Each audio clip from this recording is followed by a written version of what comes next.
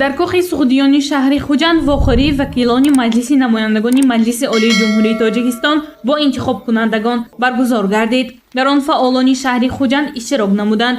ба ҷуз аз дастовардҳои даврони истиқлолияти Ҷумҳурии Тоҷикистон, дастуру супоришҳои пешвои миллат Президенти Ҷумҳурии Тоҷикистон Эмомалӣ Раҳмон ба вакилони Маҷлиси Олӣ ҳамчунин масъалаи сарфакорона истифода бурдани нерӯи барқ мавриди баррасӣ қарор дода шуд.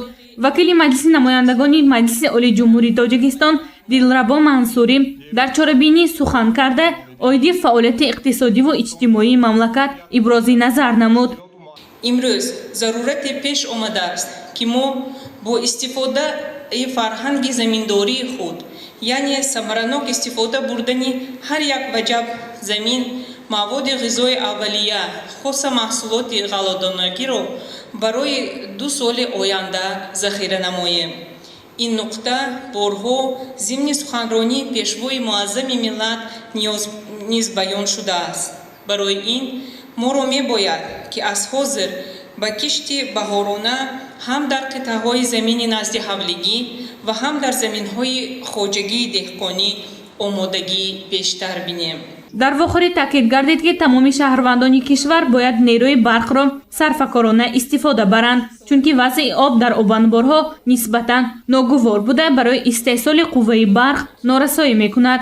вакили Маҷлиси намояндагон ва Маҷлиси Олии Ҷумҳурии Тоҷикистон Рустам Раҳматзода дар вохӯрии мазкур оиди рушди масъалаҳои иқтисодиёт ва иҷтимоиёт дар 5 соли 2021-2025 сухан кард. он мақсадҳое ки дар 5 соли якум иҷро карда натавонистем, онҳоро мо бояд дар ин 5 соли дуюм иҷро кунем. барои иҷроишин пеш аз ҳама қабули қонунҳо лозим, қабули қонунҳое ки алани муҳити институтсионалии рушди иқтисодиро таъмин карда метавонанд. ва мо вакилони давлати шашум якчанд лоиҳаи қонун, зиёда аз 50 лоиҳаи қонунро дар давраи аллакай давлати шашум мо қабул кардем. ин лоиҳаи қонун дар бораи рушди соҳаи аграрӣ ва ман дар кумитаи соноат ҳастам. бози мо лоиҳаи қонун дар бораи ташкили минтақаҳои озоди инноватсионии саноатӣ аллакай коркард карда истодаем. фаъолияти Маҷлиси намояндагон ва Маҷлиси Олии Ҷумҳурии Тоҷикистон асосан дар 3 самт ба роҳ монда шудааст: қонунгузорӣ, намояндагӣ, яъне қабули муроҷиати шаҳрвандон ва фаъолияти байни парламентӣ мебошад. вакили Маҷлиси намояндагон ва Маҷлиси Олии Ҷумҳурии Тоҷикистон Раъно Бобоҷониён иброз дошт ки аз 17 марти соли 2020 даъвати шашум ба фаъолият шурӯъ намуд. он то 31 декабри соли 2020 ҷараён гирифт. дар ин давра 19 ҷаласаи Маҷлиси намояндагон доир гардид ки дар он 74 қонун ва 78 санадҳои меъёрӣ қабул гардидааст. яъне фаъолияти бевоситаи Маҷлиси намояндагон қабули қонун аст. ман бисёр умедвор ҳастам ки дар ҳамин давра қонунҳое ки Маҷлиси намояндагон қабул намуд ба нафъи мардум аст ва чанд ҷиҳатҳои зиндагии онҳоро осон мегардонад.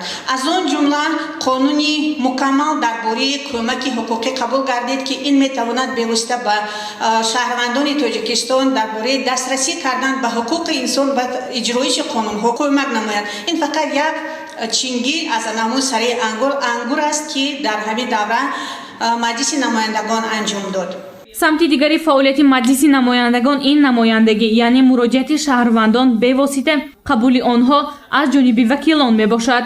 дар давоми даъвати шашум 209 адад мактубҳо ва 344 нафар шаҳрвандонро вакилон бевосита қабул намуданд. дар анҷоми чорабинӣ вакилони Маҷлиси намояндагони Маҷлиси Олии Ҷумҳурии Тоҷикистон ба тамоми саволи иштирокчиён ҷавоб доданд. гузарши Ганҷина Олим ва Наимҷон Айёбов барои барномаи иттилоотии Хабар.